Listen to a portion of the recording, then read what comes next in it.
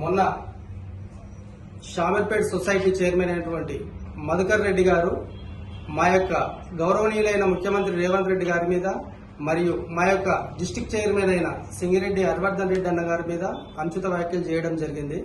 మధుకర్ రెడ్డి గారు, ఫస్ట్ మీరు మాట్లాడే ముందు మీ యొక్క పక్కకున్న వ్యక్తి వయసు ఎంతో, మీ వయసు ఎంతో చూసుకొని మీరు ఆయన భుజాల మీద చేయి వేసినప్పుడే మీ హోదా ఏందనేది తెచ్చిపోయింది. ఇంకోటి, నీ యొక్క స్థాయికి మా యొక్క సీఎం గారిని విమర్శించే హక్కు నీకు లేదు. నీ స్థాయి సరిపోదు. నువ్వు ఒక ఖాళీ గోటుతో కాదు కూడా ధూళితో కూడా నువ్వు సరిపోదని చెప్పేసి నేను సభాముఖంగా తెలియజేస్తున్నా.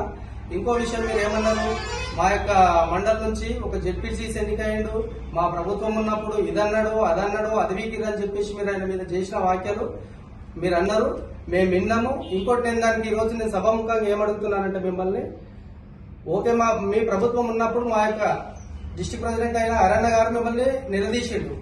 సరే, మీ ప్రభుత్వం ఉన్నప్పుడు మీరు షామర్పేట సొసైటీ రైతులకు మీరు వీకి వాళ్ళకు వెలుగబెట్టింది ఏందని చెప్పేసి మాకు సభాముఖంగా తెలియాలి అని చెప్పేసి నేను షామర్పేట గ్రామ అధ్యక్షునిగా మిమ్మల్ని హెచ్చరిస్తున్నాను. ఇంకోటి, నీ ఖబర్దారుగా నేను నీకు హెచ్చరించేది ఏంటి అంటే, ఏ రోజైనా సరే మా యొక్క సీఎం గారిని కానీ మా యొక్క నాయకులను కానీ ఏ రోజైనా నువ్వు హెచ్చరించినట్టయితే, వాళ్ళ మీద అనుచిత వ్యాఖ్యలు చేసినట్టయితే నిన్ను షామర్పేట సొసైటీ బ్యాంకు నుంచి తరిమి కొట్టి నీ నాలుక కోసి కాకుల గద్దలకు వేయకపోతే మేము కాంగ్రెస్ లీడర్లమే కాదని చెప్పేసి సభాముఖంగా హెచ్చరిస్తున్నా.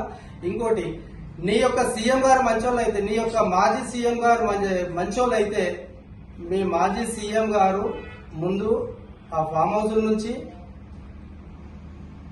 బయటకు వచ్చినట్టయితే ఆయన గుణము అవన్నీ తెలుసుకొని ఈ రోజు ప్రజలందరూ ఆయన ఇచ్చేసి అలా ఫామ్ హౌస్ లో వండుకోబెట్టిర్రు. మేము చేసిన దాంట్లో న్యాయం నీచి నిజాయితీ ఉంది కాబట్టి ఈ రోజు మా యొక్క గౌరవనీయులైన రేవంత్ రెడ్డి గారిని సీఎం చేయడం జరిగింది.